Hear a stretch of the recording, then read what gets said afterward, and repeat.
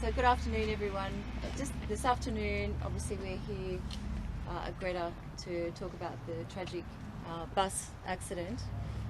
Just before we take questions, I'd like to introduce the NSW Police and Counter-Terrorism, Yasmin Catley, Mr. Harold Collins, Acting Secretary, Department of Transport, and Acting Region Commander for Northern Region, Tracy Chapman. So welcome all. And do you want me to start, please? Yeah. So we'll just go to questions. You all reported extensively on what occurred late last night and throughout the day. So we can talk about progress as we understand it, and obviously our thoughts are with all those families that have been affected by this. I can't imagine what they must be feeling right now, and it's a long and a slow process. And the families that have concerns have been urged to contact Cessnock Police Station, where officers are on hand to take their inquiries and deal with those inquiries in an appropriate manner. And I can say that the driver is currently in the charging process. I'm not able to yet say what those charges are, but he is currently in the charging process, and as soon as we have that information available, we will share that with you. I would also like to take this opportunity to praise all of the police officers and support staff that have been working on this scene around the clock, not just at the scene but also at hospitals, at police stations, and talking with other witnesses, but certainly at the scene. It's still an active crime scene. We've got forensics officers processing the crime scene. We've got crash investigation unit officers. We've got rescue officers having the very difficult task of removing people from that scene, and we have Highway Patrol and other officers assisting. So it's a very complex scene. It's an awful situation where we've got 10 confirmed deceased and 25 injured personnel, 36 in total, including the driver in that bus. So I'm sure you can share with me in just imagining how tragic that is for not only the first responders and all those that are responding, but certainly I'm thinking of their families that are affected by this. Minister, do you have anything to add? Look, I would just like to echo the same sentiments as the Commissioner. It's unfathomable that we are here today on the end of our long weekend, and I can't express deeply enough how saddened I feel for the families, for the community, for the first responders, for everybody involved. I mean, none of us want to be here doing this today. It is clearly just shocking what has occurred. The unnecessary loss of life is something that I'm really struggling with, and to think of an occasion that is usually, of such celebration, to turn into something of such devastation, one that these families and quite frankly this community will never forget, and that is going to be a long struggle.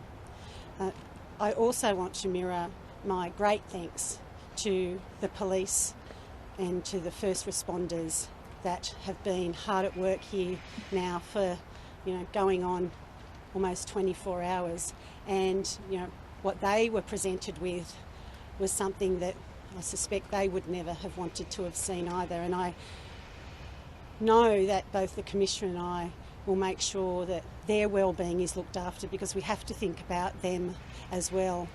And we will definitely make sure that that happens. But I thank you all from the bottom of my heart. The work that you do on a day-to-day basis is something that no other worker does. And we are so thankful that you have done that work with the professionalism that you always do. There will be more wraparound services for you as well, but we will make sure that you get that. Look, it's just a tragic set of circumstances, and I'm happy, like the Commissioner, to take any questions. Commissioner, is there anything you can tell us about the active lines of inquiry at this point? Anything you've heard from the officers who have spoken to witnesses any indication at all of what's standing out to them at this point in time? Not in terms of the cause of the accident, and that will be the subject to the investigation, and that might not be known. The cause may not be known for some time. It will require scientific examination, and that takes time. The most complex part of this job ahead of police now is actually accounting for the victims and the passengers on the bus. You can imagine the scene that was confronting police when they attended, and that many of those people were some people were transported to different locations and then re-diverted. So police have the arduous task now of matching individuals from the bus to property located in the bus, and you can imagine, for those that have seen that scene, that's going to be a complex task. So it is going to take time, and it is probably frustrating for families, but I'm sure families want to get this right. So we need to just take our time and have families contact CESNOC if they have concerns, and have a family liaison officer meet with them, talk to them, to actually step them through the process, help them understand why it does take time. It's important that we take the time that is required. Can you shed light at all on whether the driver was intoxicated at all? Sorry, Damien, and then the lady in the blue. It might be a bit earlier, it'll be up to the coroner too. I mean, what are the rules around seatbelts on buses? Well, that'll be for the coroner to determine, and obviously the size of that bus, it had, I think, could seat up to 54 people. So whether that will be determined, whether they're actually wearing seatbelts or not, or whether it was fitted with seatbelts, and certainly all of that will come under scrutiny. But thank you, Damien. Is it up to the driver to say? Well, again, the coroner will have to look at that, and ultimately the driver will have to think about that for the rest of his life. Mr. Collins, can you shed light? Sorry, just quickly for the Just sorry for them. Can you shed light at all on whether the driver was intoxicated? All I can say is that the driver was taken for mandatory testing. I'm not aware that there's been any positive return. If it was any sign of anything other than alcohol, that may take time. In fact, it may take weeks. But we certainly, as I said earlier, that the driver is currently in the charging process, and we'll update that as soon as we have those charges available. Mr. Collins, I do want to ask you, in certain situations like this, people don't wear seatbelts. Are more measures needed to look at this further? Well, if I can say first, my sympathy and the sympathy of all the transport families is to the families and the victims involved. And I just want to, before I do answer that question, just to say thank you to my transport commanders who got there early, for all the people who are working very closely with the police within the transport group. In terms of seatbelts, as the Commissioner has suggested, we will work with, obviously, the investigation.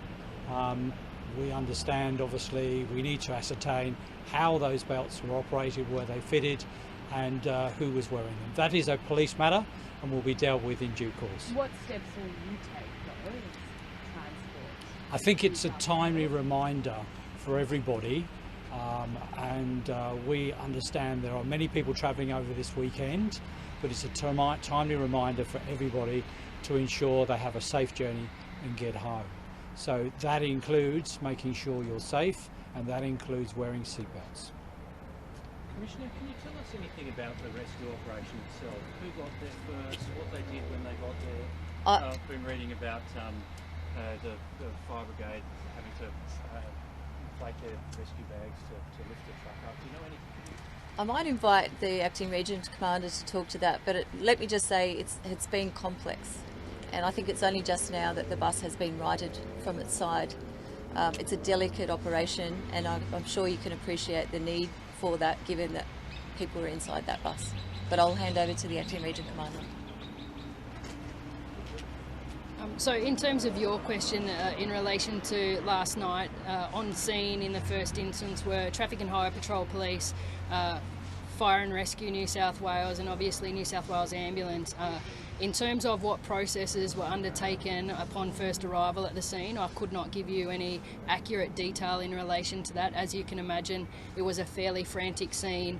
A number of passengers we were able to extract through the front windscreen of the bus and then deal with those in terms of that triage process with New South Wales Ambulance. So I wouldn't want to provide information that's not accurate. I can't comment on whether certain airbags were used to inflate the bus last night. Assistant Commissioner, if the bus has been rioted, does that mean the deceased will be removed from the scene, have been removed from the scene? We're currently in the process of that, yes. Superintendent, I know it's still early, but we may be in the commission, but I understand there were a number of people from Victoria. Are you able to try to light on that and what it must mean to their families, all families, yes, but those families interstate who are overseas? So it's my understanding that at the wedding and indeed on the bus are people from a number of areas, both local within the Singleton LGA, but also some from Sydney and perhaps Queensland and Victoria. I could not provide any more detail at this time in relation to those people. You just mentioned a little bit more of the scene, and so they got out through the front. What did you learn? So it's my understanding that emergency responders, and I couldn't say which organisation, were able to smash the front windscreen of the bus in order to pull some people or assist some people out of the bus last night, those that were able to walk themselves. So walking wounded will manage to get out? That's my understanding. That would have been, in pitch black, you could just imagine what they would have been faced with. I think, without question, very difficult circumstances for any of the responders, irrespective of New South Wales Police, Ambulance, Fire and Rescue, RFS. Obviously, all came together, a really coordinated and large-scale emergency response, where they were able to get people to ambulances, in some cases helicopters, and get those people to health care as quickly as possible. Is there any evidence that speed was a factor? I won't comment on any aspects of the investigation that relate to causal factors. So, Minister, just a question on back to Damo's question about the seatbelts. I know this is a police investigation at the moment. Is it time for the government now to look at what more can be done from the government in making sure that it's not done? Well, I think that, as the Police Commissioner said, we should wait for the results of the coronial inquest. We will be guided by that. Can you shed light on who touched on the victims interstate? You did mention that there are a few, but do we know how many accounted for, how many are deceased from interstate? So we're certainly working on a list that we believe to be accurate at this point in time, and we're talking to family members of those people we believed were on the bus, both those who were who managed to survive and those who unfortunately died at the scene. How many have you managed to identify thus far, if any, of the deceased? We certainly have an understanding of the number of people who are unaccounted for, and we're working toward positively identifying those 10 deceased with family members, but it will take some time. I spoke about this morning. It is really important for us to make sure that we maintain appropriate processes, have a good structure in place, and those processes around what we call DVI, or disaster victim identification, have to be followed so that we can make sure that we're talking to the right family members, that family members are getting correct information, and that at the end of the day a coronial inquest can positively confirm who it was that is deceased. And do you believe that any of the deceased are from interstate as well as I won't provide comment at this time. Sorry, can I just check those numbers? 36 people dead and injured, is that correct? So it is my understanding there were, including the driver, 36 people on the bus. Of that 36, one is the driver, 10 are deceased, and another 25 were transported to hospital. Not all remain in hospital at this time.